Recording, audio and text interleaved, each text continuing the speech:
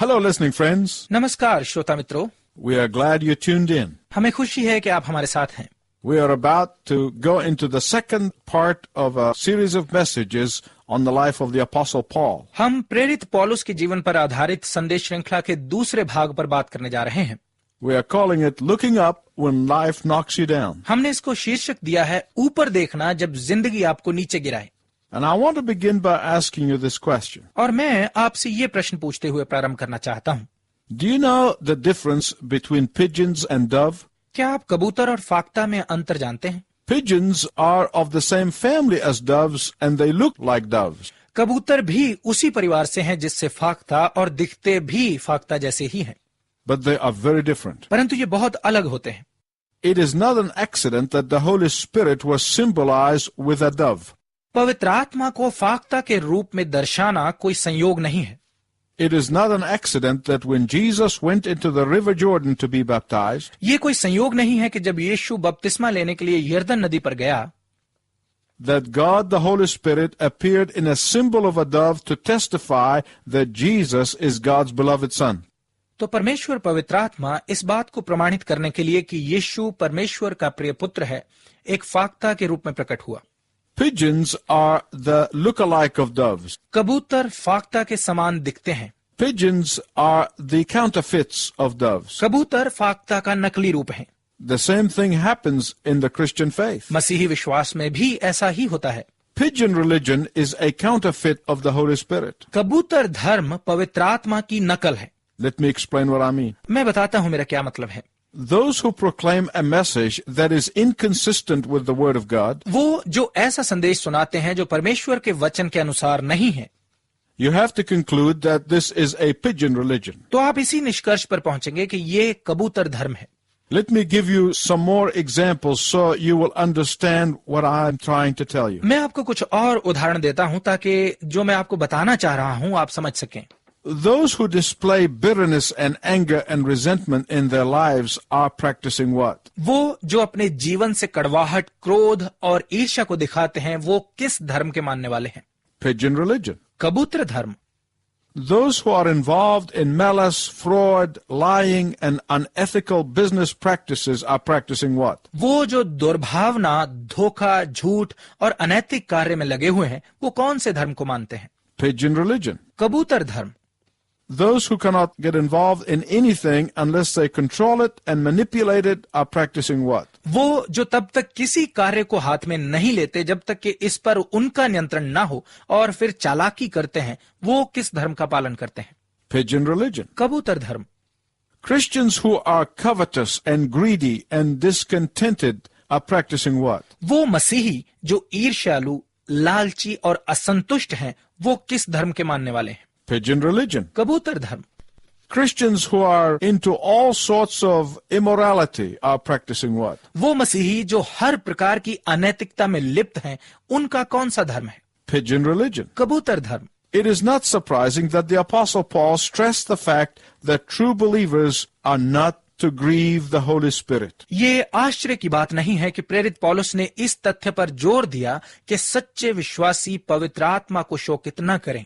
I want to explain the word grieve so that you will understand what I mean. मैं शोकित शब्द के बारे में विस्तार से बताना चाहता हूं ताकि आप मेरी बात को समझ सकें। If you imagine that somebody yells at a beautiful little child, यदि आप कल्पना करें कि कोई व्यक्ति किसी छोटे से सुंदर बच्चे पर चिल्ला रहा है, what happens out of his or her grieving process? तो उस बच्चे की शोक प्रक्रिया क्या करती है? You see that their chin starts shaking आप देखें कि उनकी ठुड्डी कांपने लगती है and tears start coming. और आंसू आने लगते हैं And then they run away from the situation. और फिर वो उस स्थिति से भाग जाते हैं। That's what grieving the Holy Spirit does. पवित्र आत्मा को शोकित करने से भी यही होता है। When a person habitually sins, जब एक व्यक्ति आदतन पाप करता रहता है, they are grieving the Holy Spirit and the dove will fly away. तो वो पवित्र आत्मा को शोकित करते हैं और फाख्ता उड़ जाता है। It doesn't mean that they lose their salvation, इसका ये मतलब नहीं है कि वो अपना उद्धार खो देते हैं, but they have grieved the Holy Spirit. परंतु उन्होंने पवित्र आत्मा को शोकित किया है। A pigeon does not grieve very easily, but a dove does. एक कबूतर जल्दी से शोकित नहीं होता, परंतु फाख्ता हो जाता है। A dove does not adjust to its environment, एक फाख्ता इसके वातावरण में नहीं ढल पाता है, but a pigeon does. परंतु कबूतर ऐसा कर लेता है। Dove religion does not adjust to sin, फाख्ता धर्म पाप के साथ नहीं रह पाता, but a pigeon can easily be enticed by any sorts of food that you throw their way. परंतु एक कबूतर उसके सामने फेंके जाने वाले किसी भी प्रकार के भोजन से आसानी से प्रलोभन में फंस जाता है। The dove is not manipulated or fooled, फाख्ता को छला या बेवकूफ नहीं बनाया जा सकता, but pigeons are both intrusive and obtrusive. परंतु कबूतर हस्तक्षेपी और ढीठ दोनों होते हैं। A dove is a gentleman. फाख्ता शिष्ट होता है। Pigeons fight each other all the time, कबूतर हर समय एक दूसरे से लड़ते रहते हैं, but doves do not. परंतु फाख्ता ऐसा नहीं करते। Pigeons are territorial and very defensive, कबूतर सीमाएं बांधते हैं और बहुत सुरक्षात्मक होते हैं, but doves will only dwell in peace and serenity. परंतु फाख्ता केवल शांति और अमन में रहते हैं। Why am I taking time to draw the distinction between pigeons and doves? मैं कबूतर और फाख्ता में अंतर बताने में समय क्यों बिता रहा हूं? Because so many can grieve the Holy Spirit of God and replace him with pigeon religion. क्योंकि बहुत लोग परमेश्वर के पवित्र आत्मा को शोकित करके उसे कबूतर धर्म के साथ बदल सकते हैं, But they think that they are walking with God. परंतु वो सोचते हैं कि वो परमेश्वर के साथ चल रहे हैं। Have you ever wondered why pigeons walk funny? क्या आपने कभी आश्चर्य किया है कि कबूतर अजीब तरह से क्यों चलते हैं? A pigeon walks funny because it cannot see while it's moving. एक कबूतर हास्यास्पद रीति से इसलिए चलता है क्योंकि चलते वक्त वो देख नहीं सकता। The pigeon has to bring its head to a complete stop before it's able to see where it's going. एक कबूतर को ये देखने के लिए कि वो किधर जा रहा है, अपनी गर्दन को बिल्कुल शिथिल करना पड़ता है। And when you are into pigeon religion, और जब आप कबूतर धर्म में होते हैं you will have a hard time seeing where you're going. तो ये देखना आपके लिए कठिन होता है कि आप कहाँ जा रहे हैं, And consequently, your Christian life will be a series of stops and starts. और परिणाम स्वरूप आपका मसीही जीवन रुकने और चलने की श्रृंखला मात्र बनकर रह जाएगा। Not so with dove religion. परंतु फाख्ता धर्म में ऐसा नहीं है। When you are conscious of not grieving the Holy Spirit, जब आप पवित्र आत्मा को शोकित ना करने को लेकर सचेत रहते हैं, when you are conscious of pleasing the Holy Spirit of God, जब आप परमेश्वर के पवित्र आत्मा को प्रसन्न करने को लेकर सचेत रहते हैं, when you are conscious of the Holy Spirit's leadership in your life, जब आप आपके जीवन में पवित्र आत्मा की अगुवाई के बारे में सचेत रहते हैं, your life will not be a series of stops and starts. तो आपका जीवन रुकने चलने की श्रृंखला नहीं होगा, But it will be like what the Bible said, it moves from one point of glory into another. परंतु ये वैसा होगा जैसा बाइबल कहती है, ये महिमा के एक बिंदु से दूसरे बिंदु तक जाता है। Please turn with me to the book of Acts, chapter 13. कृपया मेरे साथ खोलिए प्रेरितों के काम की पुस्तक, उसका 13 अध्याय। Here we find a pattern for true awakening of the Holy Spirit. यहाँ हम पवित्र आत्मा के वास्तविक रीति से जागने का एक नमूना देखते हैं, Not an imitation of the Spirit's awakening. आत्मा के जागने का अनुकरण नहीं। And I have 3 things to tell you about practicing dove religion. और फाख्ता धर्म पर चलने को लेकर आपको बताने के लिए मेरे पास 3 बातें हैं। The first thing is that there has to be an unconditional surrender to the leadership of the Holy Spirit. पहली बात है कि पवित्र आत्मा की अगुवाई के सामने बिना शर्त समर्पण का होना अति आवश्यक है। Verses 1 to 13. 1 से 13 पद।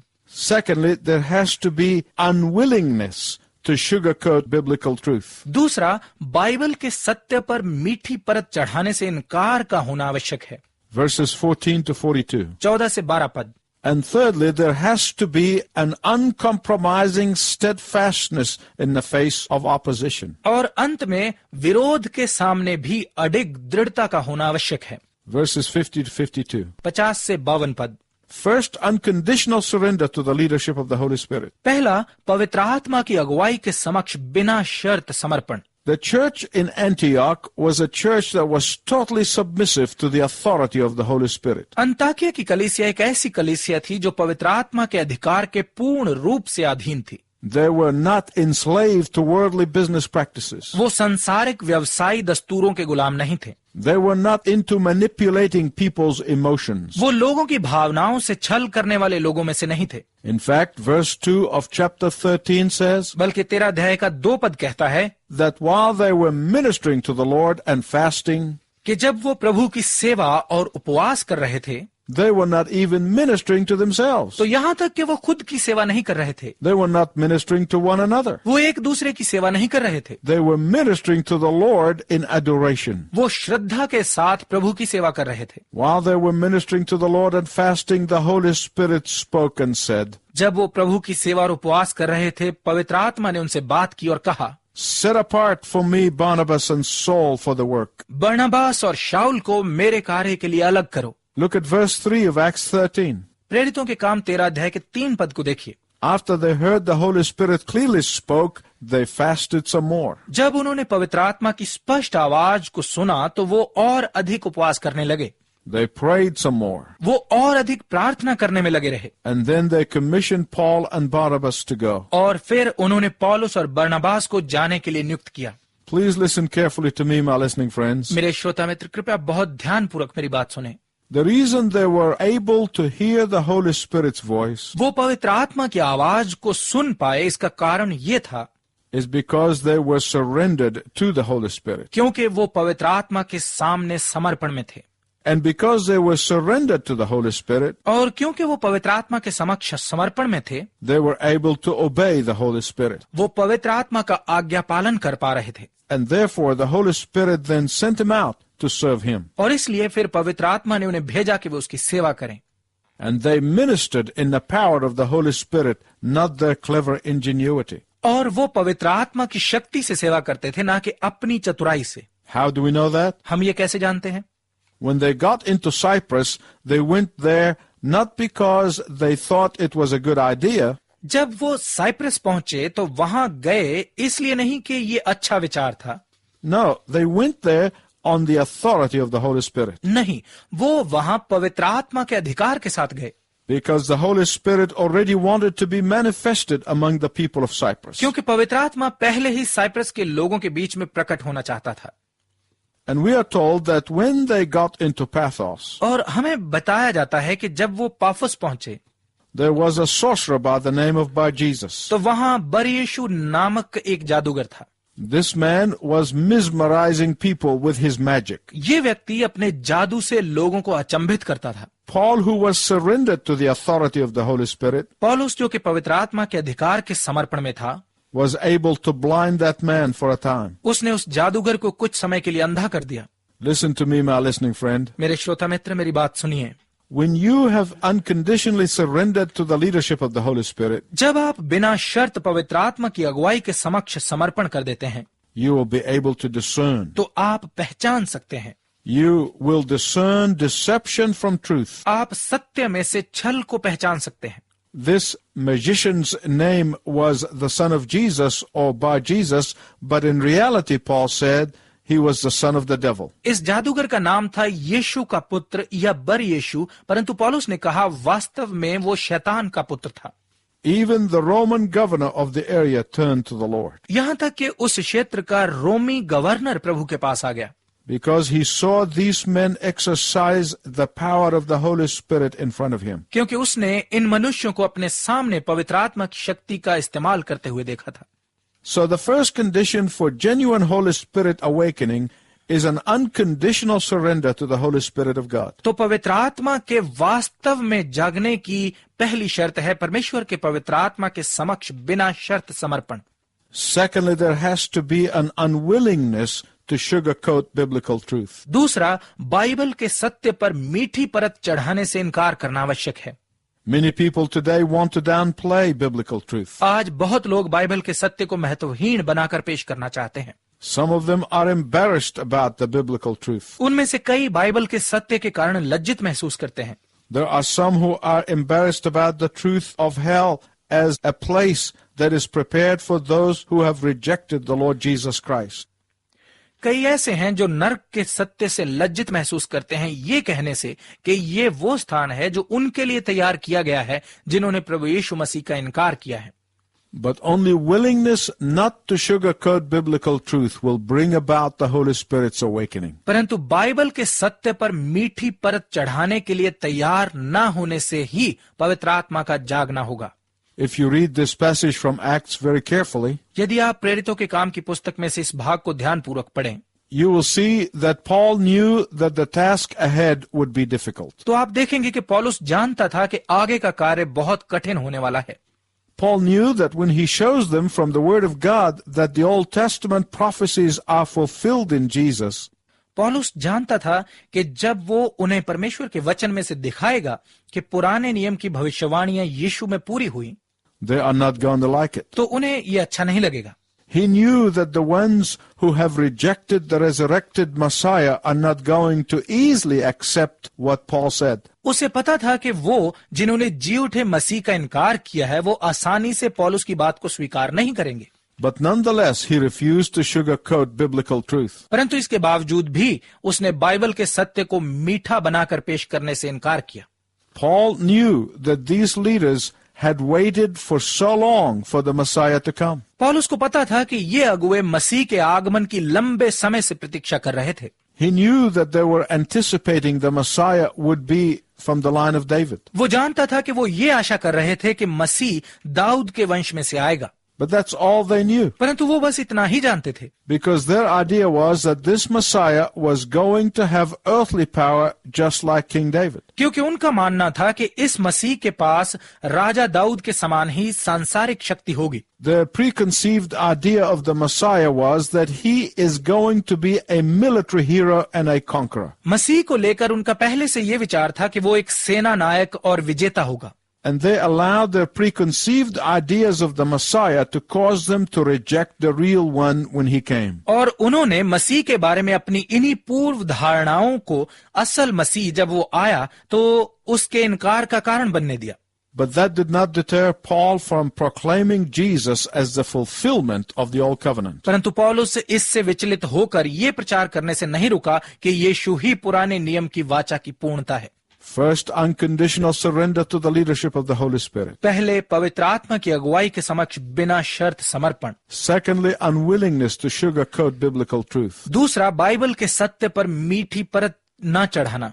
Thirdly, uncompromising steadfastness in the face of opposition. तीसरा, विरोध के सामने समझौता रहित दृढ़ता। Whenever the Holy Spirit is obeyed, जब भी पवित्र आत्मा की आज्ञा का पालन किया जाता है, whenever there is proclamation of biblical truth, जब भी बाइबल के सत्य की घोषणा की जाती है, there will always be two distinct responses. तो वहां हमेशा दो अलग अलग प्रतिक्रियाएं सामने आती हैं। Those who believe and thus become saved, वो जो विश्वास करते हैं और इससे उद्धार प्राप्त करते हैं, and those who reject and fight and thus sign their own eternal death. और वो जो इनकार करते लड़ते हैं और इसीलिए अपनी अनंत मृत्यु पर हस्ताक्षर कर देते हैं।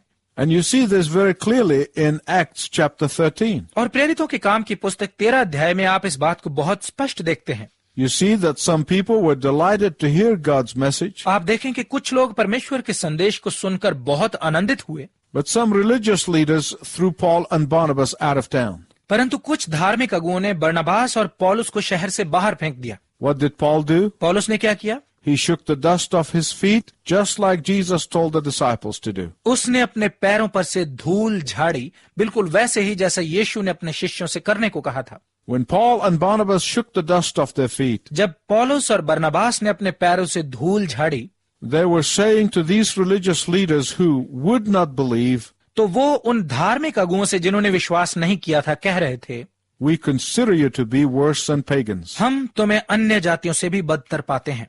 Now you cannot get any stronger condemnation than this. अब आप इससे सख्त दोष और कहीं नहीं पा सकते। But in this day and age, we have this false idea that says that we must not call anyone wrong. परंतु आज के समय और युग में हमारे पास ये झूठी धारणा है कि हमें किसी को गलत नहीं कहना चाहिए। That loving sinners means that we never tell them that they are sinners and they desperately need Jesus. कि पापियों से प्रेम करने का मतलब है कि हम उनसे कभी ये ना कहें कि वो पापी हैं और उन्हें शिद्दत से यीशु की जरूरत है। Now we have this idea that loving sinners means that we must not only accept them but also accept their sin as well. अब हमारा ये विचार है कि पापियों से प्रेम का अर्थ है कि हम न केवल उन्हें परंतु उनके पापों को भी स्वीकार करें। But that's not biblical love. परंतु ये बाइबल अनुसार प्रेम नहीं है। Because according to verse 48 of Acts 13, क्योंकि प्रेरितों के काम की पुस्तक 13 अध्याय के 48 पद के अनुसार only the preaching of biblical truth will bring those who have been appointed unto salvation to Jesus Christ. केवल बाइबल के सत्य के प्रचार से ही हम उन्हें जो ठहराए गए हैं यीशु मसीह के उद्धार तक ला सकते हैं। My listening friend, please listen carefully as I conclude. मेरे श्रोता मित्र, समाप्त करते हुए कृपया मुझे ध्यानपूर्वक सुने। There may be a person listening to us today and says, I've always been good. हो सकता है आज कोई ऐसा व्यक्ति हमें सुन रहा हो जो कहता है, मैं तो हमेशा भला रहा हूं। I have tried to live a good life. मैंने हमेशा एक अच्छा जीवन जीने का प्रयत्न किया है And I always thought that I would make it to heaven. और मैंने हमेशा ये माना है कि मैं स्वर्ग जाऊंगा। But you have never come into a relationship with Jesus Christ. परंतु आपने कभी भी यीशु मसीह के साथ रिश्ता नहीं रखा है। Perhaps you have never come to the realization that you are a sinner by birth and a sinner by practice. शायद आपको कभी ये एहसास ही नहीं हुआ है कि आप जन्म से और व्यवहार से पापी हैं And that you are heading for hell without Jesus' payment for the wages of your sins. और आपके पापों के लिए यीशु की चुकाई हुई कीमत को स्वीकार किए बिना आप नरक की ओर जा रहे हैं। But today you can repent of your sins and receive forgiveness and salvation. परंतु आज आप अपने पापों से पश्चाताप करके क्षमा और उद्धार प्राप्त कर सकते हैं। You can receive eternal life that Jesus made possible when he hung on the cross 2,000 years ago. आप वो अनंत जीवन प्राप्त कर सकते हैं जो यीशु ने संभव बनाया जब वो 2000 वर्ष पहले क्रूस पर लटका। Will you accept his invitation? क्या आप उसके निमंत्रण को स्वीकार करेंगे? It is our prayer that you will. हमारी प्रार्थना है कि आप ऐसा करें। Until next time, I wish you God's richest blessing. अगली बार तक मैं आपके लिए परमेश्वर की उत्तम आशीष की कामना करता हूँ।